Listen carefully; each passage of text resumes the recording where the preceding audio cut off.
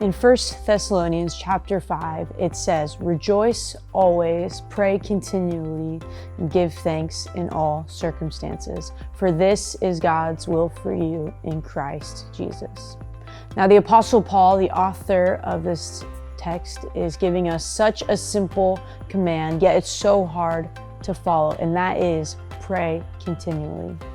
You see, Paul is challenging us to make prayer an ongoing activity in our lives, not just something we do before a meal, not just something we do before bed, and not just something we do in time of crisis. And Paul also isn't saying be on your knees all day, every day, crying out to the Lord in prayer. No. Paul is simply urging us to maintain an awareness of God's presence and have a willingness to talk to God in our everyday lives. When we pray continually, we acknowledge that we need God. We live with the understanding that we cannot do this life in our own strength and in our own wisdom.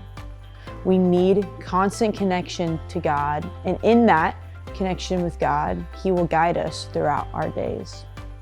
Continual prayer is keeping our hearts and minds focused on what's truly important. Praying helps us face each circumstance with an attitude of thanksgiving. You see, this kind of prayer, it's hard. I'm definitely not perfect in this practice. But when I do make it a priority to pray continually, amazing things happen in my heart and in my mind. Praying continually strengthens our faith and begins to change our perspectives. Our minds transform and we see God is with us in the here and now, and He's working in an amazing way in our everyday lives.